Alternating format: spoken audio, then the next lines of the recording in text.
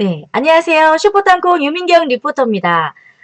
오늘은요, 제가 너무나도 좋아하는 책, 왓칭에 관련된 이야기, 네, 왓칭2예요, 이거는 왓칭2. 네, 제가 유튜브 방송을 보면서 그 사랑 한 스푼이라는 방송을 하고 있는 우리 김세혜 작가님이 계시는데요. 저는 그 방송을 들으면서 정말 많은 긍정적인 영향을 받았는데 그 작가분이 소개해준 책 중에 하나인데요. 사실 이런 책이 있는지 몰랐어요. 근데 소개를 받고 이 왓칭이라는 책을 접하게 되면서 정말 저는 정말 많은 것들을 배우고 깨닫고 정말 많이 얻었어요. 그래서 이 왓칭 첫 번째 나온 책도 정말 밑줄을 그으면서 정말 감탄을 하면서 책을 읽었고요. 왓칭2가 나왔습니다. 왓칭2에서도 좀 더 왓칭 첫 번째 책에서 다뤘던 이야기와 좀 비슷하긴 하지만 조금 더 깊이 조금 더 다양한 사례와 연구 결과를 가지고 이야기를 해놓은 책이에요. 왓칭 관찰자라는 입장이라는 거죠. 그래서 왓칭이라는 그 책 제목처럼 내가 어떻게 바라보느냐에 따라서 그 물질과 그 상대와 내가 원하는 그 관찰하는 그 마음으로 바뀔 수 있다는 거거든요. 이게 이제 관찰자의 효과입니다. 관찰자의 효과. 정말 쉽게 말하면 내가 저 사과가 있는데 저 사과가 어떤 맛인지는 잘 모르겠어요. 맛있을 수도 있고 뭐 당도가 좀 떨어질 수도 있지만 내가 이 사과를 볼 때 맛있게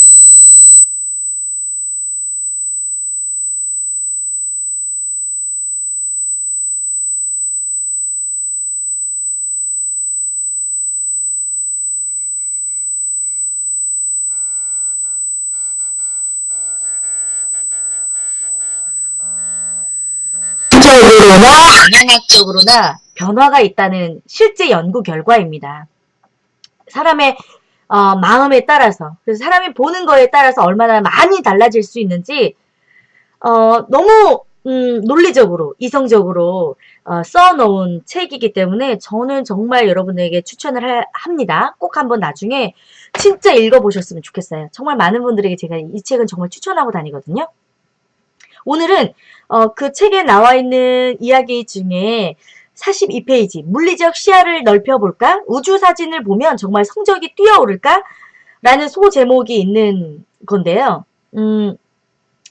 직장에서 좋은 창의력 있는 좋은 마케팅 전략을 혹은 정말 좋은 아이디어를 어떤 일에 있어서 정말 좋은 성과를 내고 싶어하는 어른들도 마찬가지고 자녀를 키우고 있는 부모님들도 내 아이의 성적이 좀 올랐으면 좋겠다. 그리고 방송을 보고 있는 분들도 나도 조금 더 좀 시야도 좀 넓혀지고 내가 생각하는 것도 조금 더 수준도 많이 높아졌으면 좋겠고 좀 내 사고가 좀 확장됐으면 좋겠다라고 생각하시는 분들은 정말 이렇게 여러분들이 사고를 해보시면 정말 놀라운 효과가 일어날 겁니다. 제가 그거에 대해서 자세하게 소개를 좀 해드릴게요. 우리 반 아이들은 왜 이렇게 공부를 못하지? 한 초등학교 선생님이 고민에 빠졌습니다. 아이들에게 이런 사진들을 보여주면 성적이 쑥 올라갈까? 선생님이 A반 교실에 들어가서 말했습니다. 오늘은 선생님이 여러분에게 아주 재미있는 사진들을 차례로 보여줄게요. 선생님이 컴퓨터를 켜자 첫 사진이 나왔다. 책상 위에 연필이 놓여있는 사진이네요. 곧이어 또 다른 사진을 보여주었다. 이건 교실에 있는 책상이네요.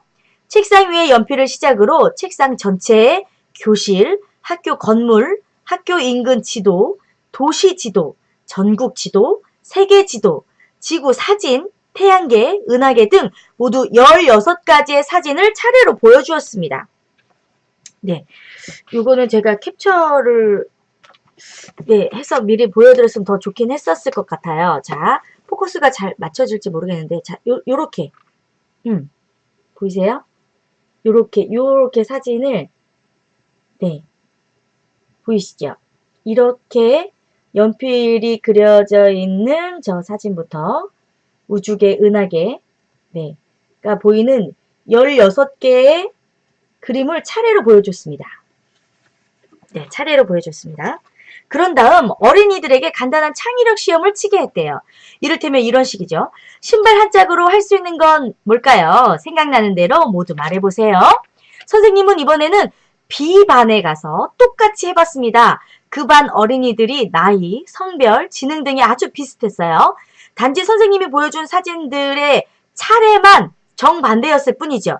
아까 보여줬던 16개의 그림 카드를 거꾸로 보여준 거예요. 맨 마지막으로부터 책상 위에 연필을 보여주는 거죠. 은하계, 태양계, 지구, 세계지도. 마지막이 책상 위에 연필로 끝나는 사진을 아까와는 A반과는 다르게 반대로 보여줬던 거죠. 그런 다음 B반 어린이들에게도 똑같은 창의력 시험을 내주었습니다. 어느 반 어린이들의 성적이 더 높았을까요? 선생님이 이렇게 얘기했습니다. 아니 이럴 수가. 점수 차이가 이렇게 많이 벌어지다니. 우와, 의심의 여지가 없었습니다. 창의력 시험 모든 항목에 걸쳐서 A반 어린이들이 그 성적이 조금 높은 게 아니라 월등히 높았대요. 두 반 모두 비슷한 아이들인데 어쩜 불과 5분 만에 A반은 천재가 되고 B반은 둔재가 됐을까? 정말 마법 같은 일이 아닌가? 불과 5분간 어떤 사진을 봤느냐에 따라 창의성이 껑충 뛰어오르기도 하고 풀썩 주저앉기도 하다니. 네. 우리는 창의성이나 지능은 타고나는 것으로 믿고 있습니다. 쟤는 원래 좀 머리가 똑똑해. 쟤는 원래 공부할 머리야. 이런 얘기도 하고요. 나는 원래 머리가 나빠. 노력해봐야 소용이 없어. 저는 공부에는 소질이 없어요. 라고 얘기하는 사람들도 있잖아요. 이렇게 자신의 지능의 질에 한계를 그어버리는 사람들이 많다는 거죠. 지능은 내 머릿속에 들어있는 것이라 생각하기 때문입니다. 근데 진짜로 그럴까요? 공부를 잘하는 사람은 타고나는 걸까요? 공부 못하는 사람들은 그것도 타고나는 걸까요, 여러분? 연필만 보는 것보다 책상 전체를 볼 때 시야가 더 넓어지고요. 한 도시 지도를 보는 것보다 전국 도시를 볼 때 시야가 더 넓어지고요. 세계 지도를 보는 것보다 우주 전체를 볼 때 시야가 넓어지는 거죠. 이렇게 시야를 점점 넓힐수록 왜 지능도 점점 높아질까요? 만일 지능이 머릿속에 들어있는 것이라면 아니 시야를 넓힌다고 해서 지능이 높아질 리가 없잖아요. 시야를 넓히든 말든 머릿속의 지능은 달라지지 않아야 합니다. 하지만 시야를 넓히면 넓힐수록 지능도 높아집니다. 그렇다면 내가 바라보는 공간 속에 지능이 흐르고 있다는 얘기 아니겠어요? 내 자신이 내가 생각하는 공간을 넓히면 넓힐수록 내가 커진다는 거죠. 지능은 고정된 게 아니다. 시야를 넓힐수록 무한히 늘어난다. 이렇게 아주 유명한 교수가 말했습니다. 아인슈타인 얘기를 좀 해볼까요? 아인슈타인이 빗줄기를 타고 우주를 여행하는 상상을 하다가 빛이 휘어 있다는 사실을 발견했습니다. 아인슈타인은 어렸을 때 공부를 잘하는 학생도 아니었어요. 사람들과 소통을 잘하는 학생도 아니었죠. 되게 엉뚱하고 어떻게 보면 어렸을 때 아인슈타인 너무 게을러. 쟤는 왜 매일 멍을 때리고 있지? 사실 주위에서 아인슈타인을 되게 이상하게 봤다는 거죠. 근데 아인슈타인은 어렸을 때부터 굉장히 그 상상과 자기만의 그런 세계에 대해서 굉장히 공상하고 상상하는 거를 엄청나게 좋아했었던 사람이었대요. 그래서 이 우주를 여행하는 상상을 하다가 빛이 휘었다는 사실을 발견했다는 거죠. 상상을 하다가요. 역사를 뒤바뀐 상대성 원리도 이렇게 시야를 우주로 어마어마하게 넓히면서 탄생을 한 겁니다. 네, 그래서 노벨문학상 수상자인 터키의 오르한 파무크는 훌륭한 소설을 쓰게 된 비결을 묻자 이렇게 대답을 했대요. 노벨문학상 수상자인 이 사람이 저는 어린 시절에 종종 할머니 방에서 완전히 다른 세계에 사는 상상 속에 빠져들곤 했지요. 별나라 사람이 되는 거지요. 잠수함 속에 들어가 있는 상상도 했습니다. 그 이상한 나라 앨리스나 팀버튼 감독 여러분 아시죠? 해골 나오는 크리스마스 악몽이었나요? 네, 그런 거. 팀버튼 공포 영화. 그래서 이 팀버튼은 어렸을 때 이 침실에 틀어박혀서 공포 영화를 상상하면서 포스터를 그리는 거를 굉장히 좋아했는데요. 이 사람들의 모든 공통점이 뭐였냐면 모두 시야를 넓힘으로써 나 자신이 굉장히 커졌다는 거예요. 나 자신을 엄청나게 넓은 공간에서 상상을 하면서 자기 자신을 엄청나게 크게 키웠다는 거죠. 엄청난 성공을 거둘 수 있었던 공통점이 있습니다. 자, 정말 중요한 이야기가 나갑니다. 그럼 거꾸로 장시간 TV 화면만 들여다본다면 어떨까요? 내가 오그라들까요? 어떤 한 교수가 어린이가 TV를 1시간 시청할 때마다 창의성은 11%가 떨어진다고 연구 결과를 발표를 했습니다. 만일 어린이가 하루에 3시간씩 TV 앞에 앉아 있다면 놀이 등을 통해 창의성을 높일 수 있는 시간이 3분의 1로 줄어든다는 것이죠. 왜? TV 화면만 보고 있으면 시야는 TV 화면 속에 한정되어 있기 때문이에요. 내가 바라보고 있는 이 TV에 그냥 한정되어 있다는 거죠. 자, 또 너무너무 신기한 일이 있습니다. 천장 높이가 각각 3m인 방과 2.4m인 방이 있어요. 천장의 높이가 3m인 방과 천장 높이가 2.4m인 방이 있어요. 어느 방에서 공부를 해야 성적이 더 많이 오를까요? 벌써 조금 감이 오시죠? 각 방에 학생 50명씩 들어가도록 해봤어요. 방에 들어가니까 창의성 문제지가 놓여 있었습니다. 거기엔 체스나 농구처럼 서로 연관성이 없어 보이는 10가지 스포츠 종목이 적혀 있었는데요. 이 10가지 스포츠 종목 간에 서로 연관성이 있을까요? 라는 문제였대요. 학생들은 이게 뭐야? 네, 아무 연관성이 없는 것 같은데 어떻게 연관성을 찾지? 이 천장이 낮은 방의 학생들은 영 생각이 안 나는지 그냥 머리를 긁적이기만 했대요. 반면 천장이 높은 방의 학생들은 금방 답을 얻은 듯 한박 웃음을 지었습니다. 두 방 학생들 간의 성적에 정말 차이가 있었을까요? 이게 너무 흥미롭지 않아요? 이 실험을 한 교수가 학생들의 답안지를 보고 정말 깜짝 놀랐대요. 천장이 높은 방에 있었던 학생들이 한결같이 훨씬 더 창의적인 답을 내놓았고 그들은 평균 25%나 더 많은 창의적인 답을 내놓았다고 합니다. 와, 진짜 대박이죠. 그러니까 천장이 높은 곳에 아이들이 살 수만 있다면 아주 좋은 거죠. 만약에 집이 그렇지 못하면 굉장히 시야가 넓고 천장이 높은 곳으로 우리 아이들과 함께 책을 읽으러 간다든지 함께 공부를 한다든지 여러분들 장소를 좀 다 잘 생각해 보셔도 좋을 것 같아요. 그리고 저는 이제 주택에 살고 있는데 어찌됐든 아파트보다 훨씬 더 넓습니다. 그리고 글쎄 천장은 잘 모르겠네요. 그렇지만 창밖을 내다봤을 때 하늘을 볼 수 있는 주택은 저는 굉장히 아이들의 창의력이나 성적에도 도움이 많이 될 수 있다고 생각해요. 그래서 이 왓칭 책을 읽고 나서 제가 주택에 이사 온 거에 대해서 정말 너무 다시 한번 제가 잘했다고 생각을 했거든요. 네. 이 공간의 크기가 사고의 크기와 직결되는 걸까? 공간의 크기와 생각이나 이 사고의 크기가 직결되는 걸까요? 부인할 수 없는 사실이었습니다. 천장이 높으면 사고의 폭도 넓어지고 천장이 낮으면 사고의 폭도 좁아졌어요. 그렇다면 한 방에서만 공부하지 않고 두 방에서 번갈아 가면서 공부를 하면 어떨까요? 공간이 넓어지는 만큼 공부도 더 잘 될까? 네, 이런 물음표로 실험을 한번 해봤습니다.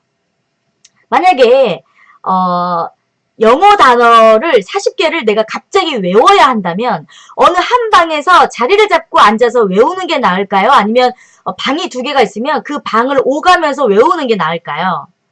결과는 두 방을 오가며 공부한 학생들의 성적이 평균 20%나 더 높았습니다. 한 방에 틀어박혀 있을 때보다 두 방을 오갈 때 나의 공간도 훨씬 더 넓어지기 때문인 거죠. 이제 그거 느낌 아시겠죠? 왜 내가 생각하는 시야와 공간을 넓혀야 되는지. 그렇다면 여러분 창문은 어떨까요? 창밖으로 더 넓은 공간을 내다보면 공부가 더 잘 될까요? 이 비오크 교수는 두 그룹의 학생들로 하여금 각기 다른 2개의 방에서 2차례에 걸쳐서 40개의 단어를 암기하게 했어요. 한 방은 창문이 없는 방이었고 다른 방은 마당이 내다보이는 창문이 있는 방이었는데요. 누가 단어를 더 잘 암기할 수 있었을까요? 이것도 이제 아시겠죠? 네, 창문이 달린 방에서 공부한 학생들의 성적이 월등히 더 높았습니다. 대부분의 사람들은 넓은 창밖을 자주 내다보면 주의력이 산만해진다고 알고 있어서 그래서 우리 아이들을 공부시킨다고 해서 이게 커튼으로 오히려 이렇게 창문을 가려놓거나 이런 경우들이 있잖아요. 이게 잘못됐다는 거예요. 이게 주의가 산만해지는 게 아니라 내 시야와 공간이 훨씬 더 확장되면서 훨씬 더 암기력도 좋아지고 학습 능력이 뛰어나게 된다는 거죠.